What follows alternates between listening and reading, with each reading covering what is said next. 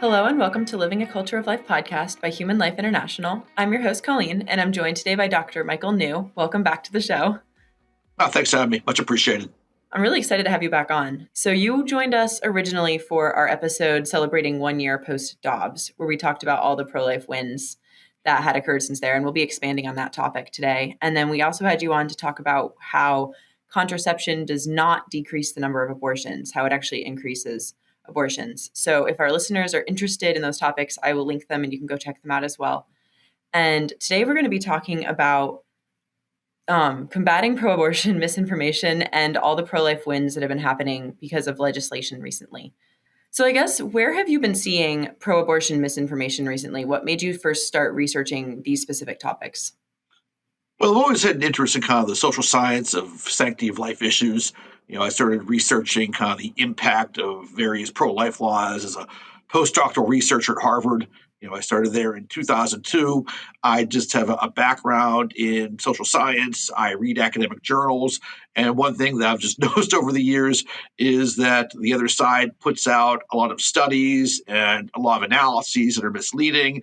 And as someone with a background in academics and a background in statistics, I think I can do a pretty good job debunking these studies, or if not debunking them, at least offering a good pro-life perspective as to why the mainstream media and others might be misleading us.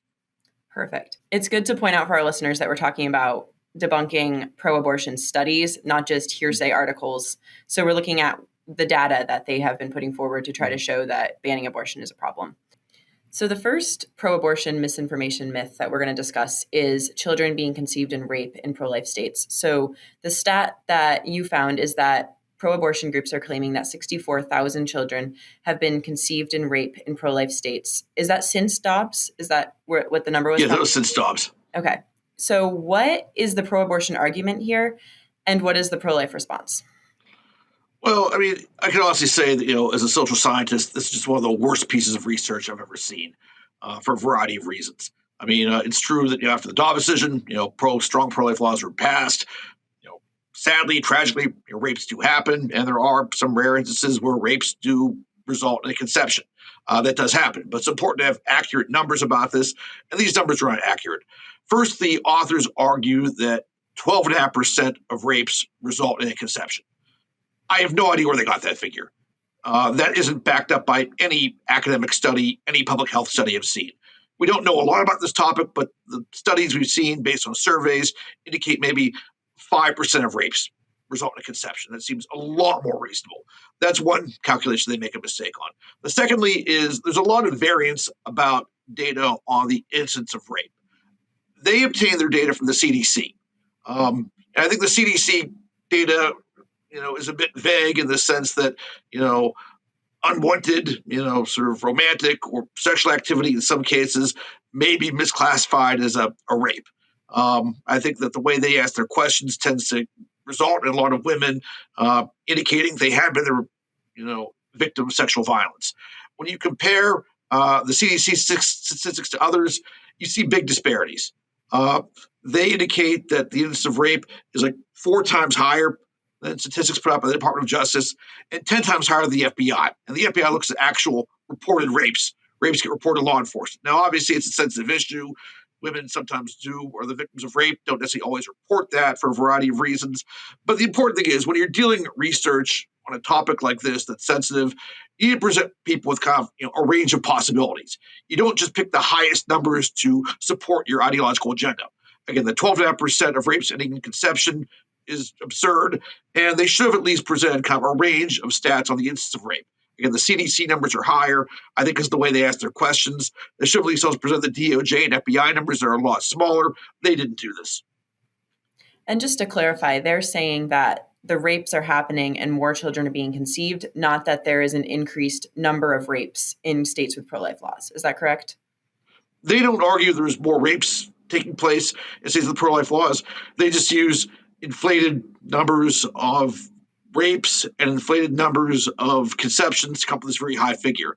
Another thing that I would add is if you take their numbers at face value, look at overall data on abortions, if their stats are true, 10% of all abortions would take place because a woman was raped. We know from surveys it's like 1%. that a very small fraction of women seeking abortions do so because of the victim of rape. So, for a variety of reasons, this study was just junk science. It was very misleading. And sadly, the mainstream media just publicized it and didn't really reach out to anybody with a different perspective. Yeah. And I think, like I was saying, it's just also important to clarify that the rapes are happening anyway, which is obviously bad and we should do something about it.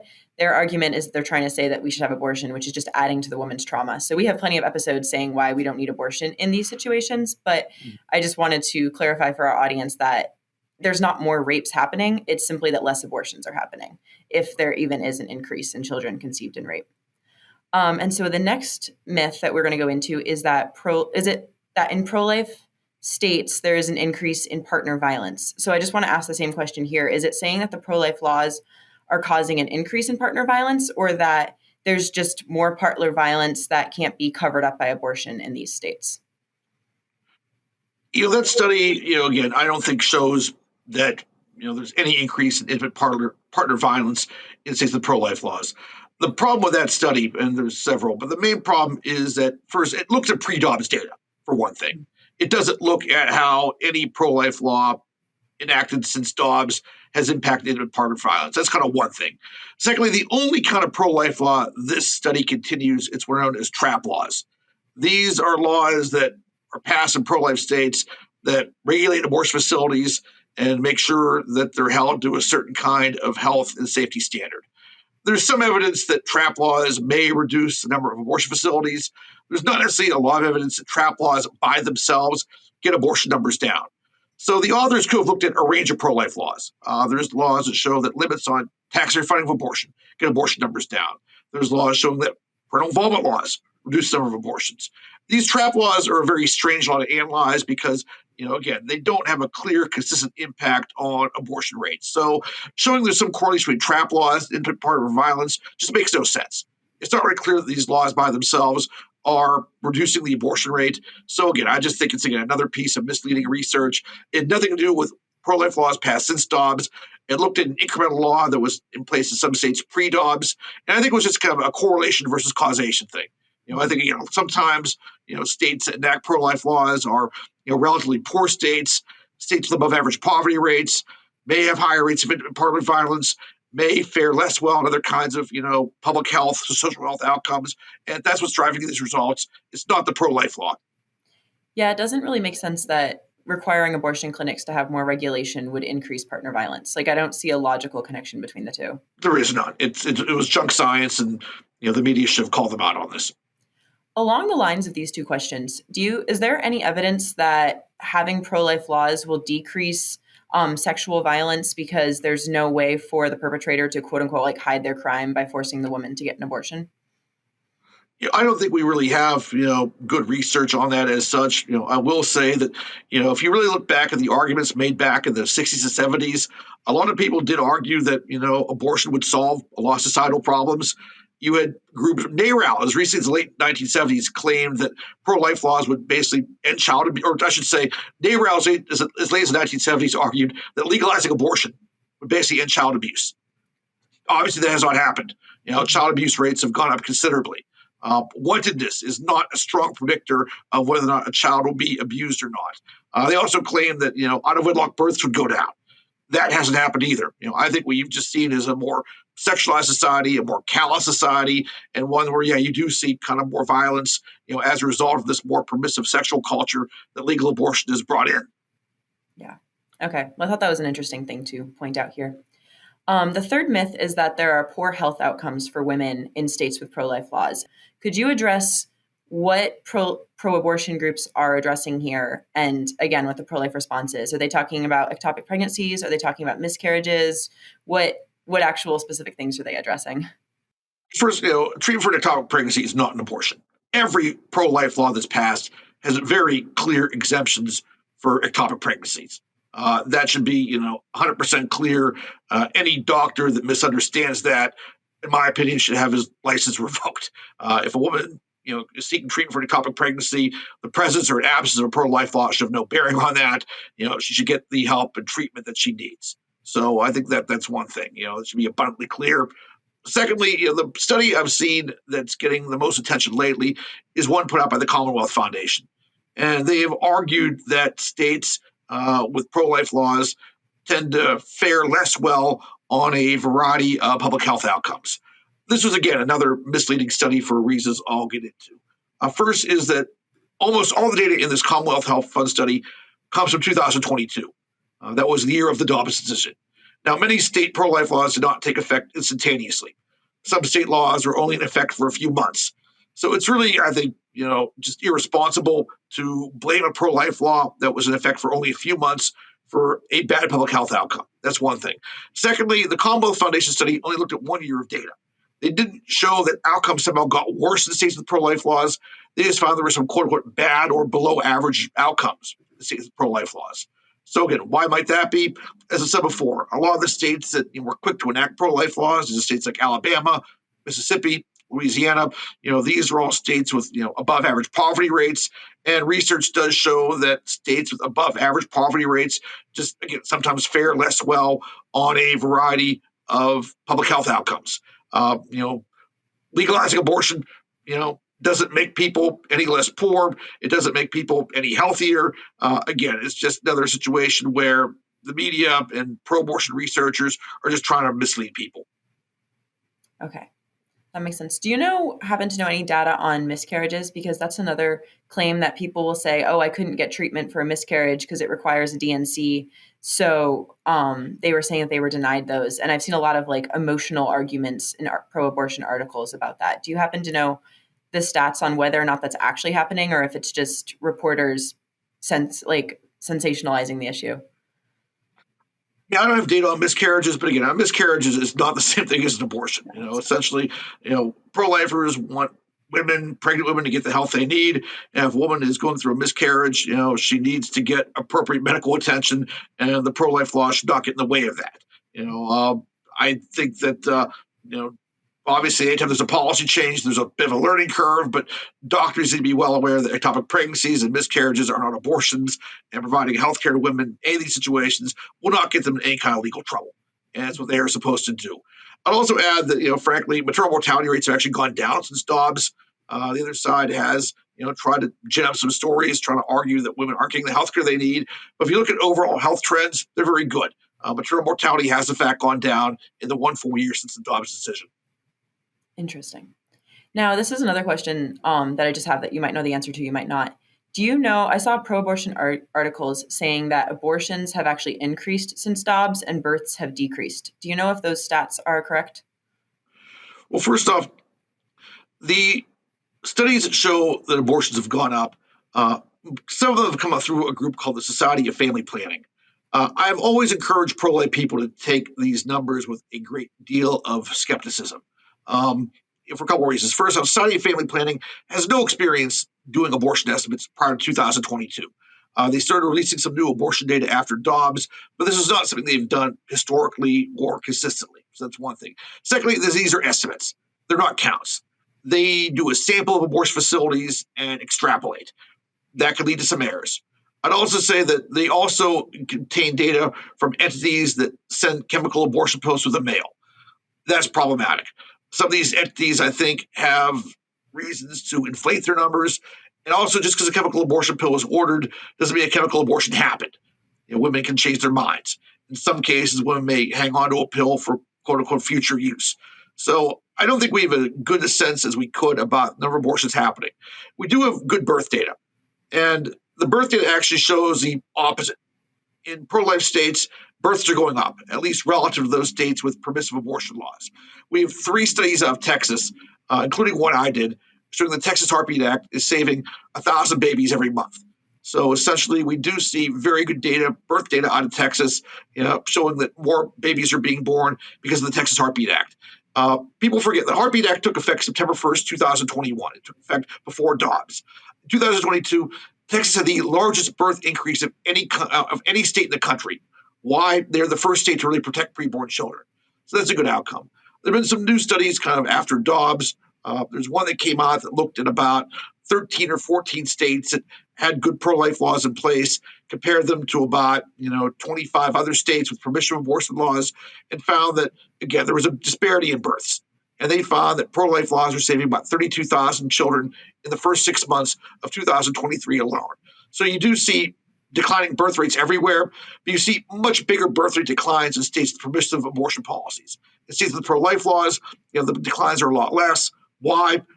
More children are being carried to term because of these pro-life laws. Interesting. And yeah, that's a good point that we should be looking at the births themselves and not just the numbers of abortions to see Yep, where. I always tell pro-life audiences, abortions can be very hard to count. Women go to other states, they go to other countries, they can obtain chemical abortion pills with the male. So abortions are hard to count, but babies are easy to count. I've never seen a baby before, but they crawl, they cry, they make a lot of noise. Pretty easy to count. The government doesn't do a lot of things well, but it can count kids being born. That is one thing I think the government does at least decently at. Yeah.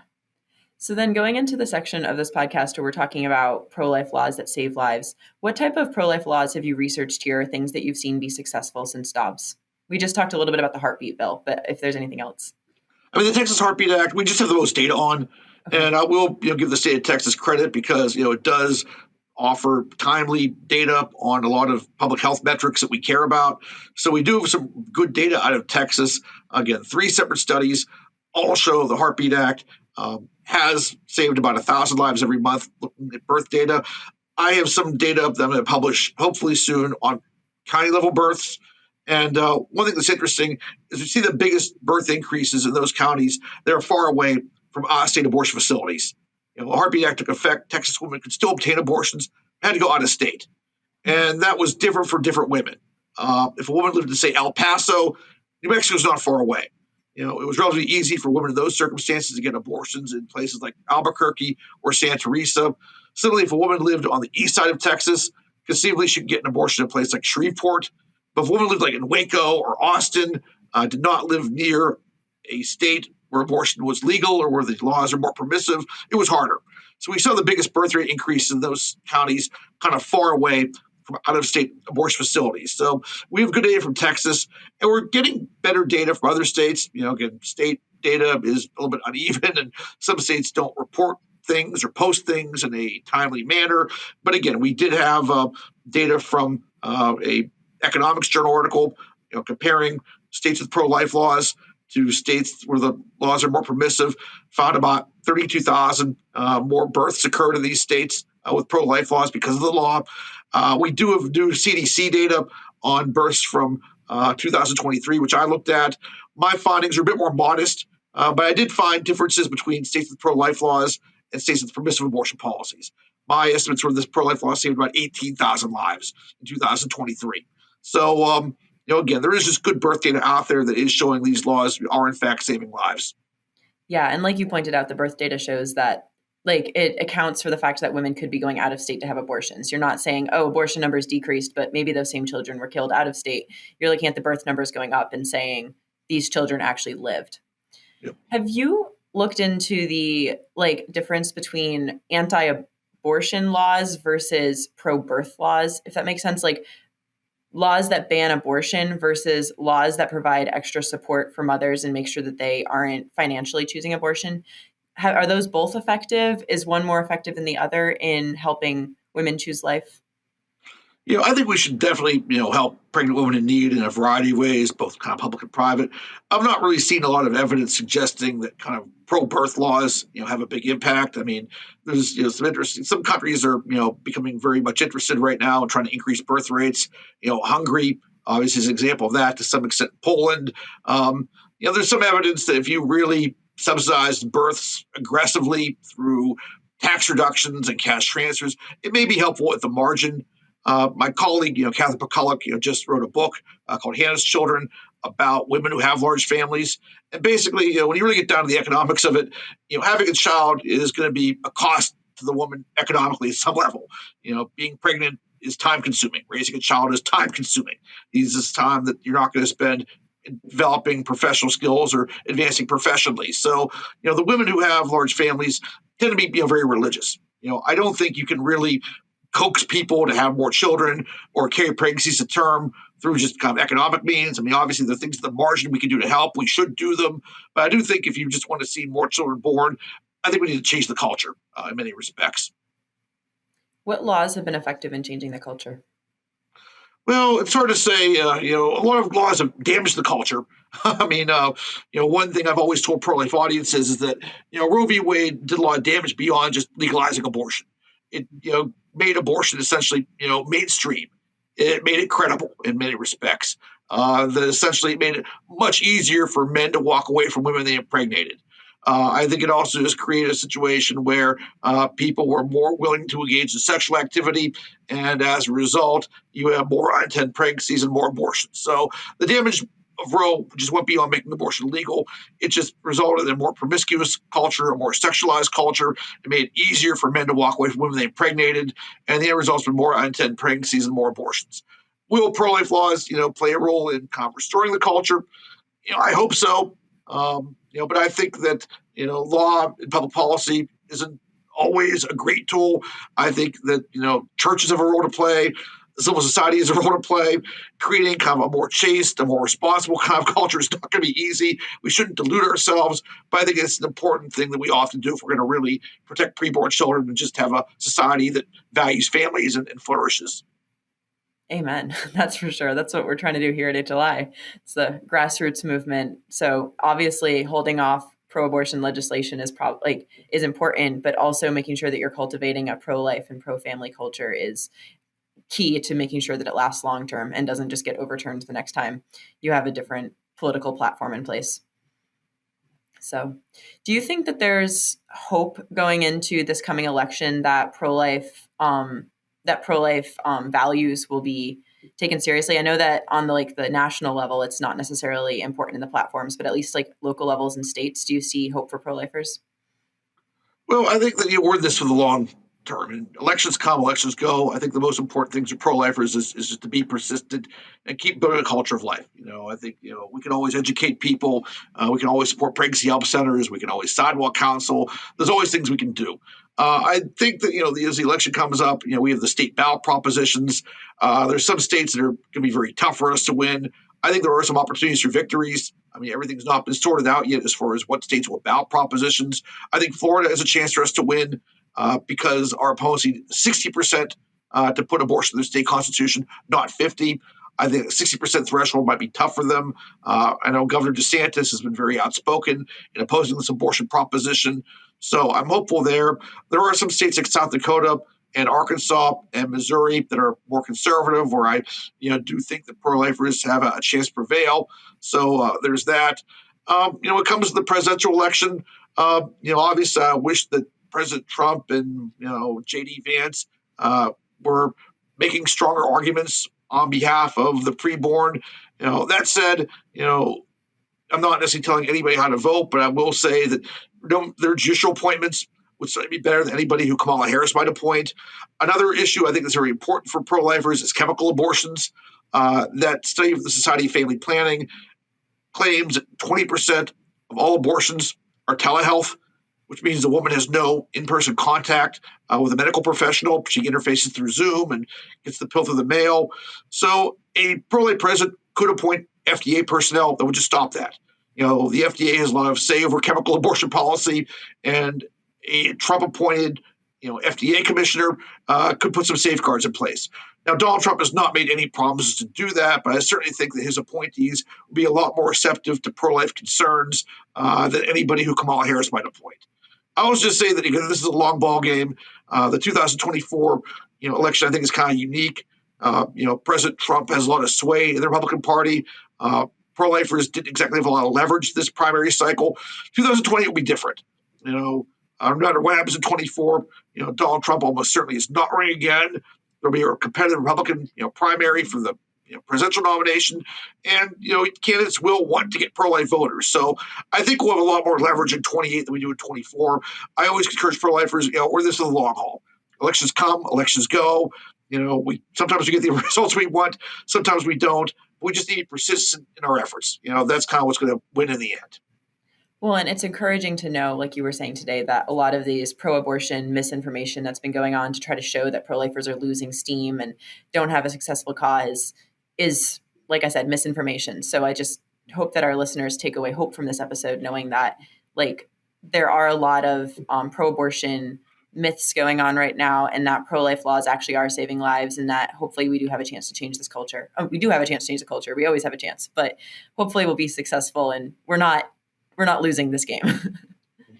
So Is there anything else you'd like to share with our listeners before we wrap up today? I always like to end with words of encouragement. One thing the pro-life movement has done very well at that we don't publicize nearly enough is we've succeeded in getting the abortion numbers down. But since 1980, we've cut the abortion rate in half. That's a big accomplishment. If the abortion rate today was what it was at its peak in 1980, there'd be a million more abortions taking place every year.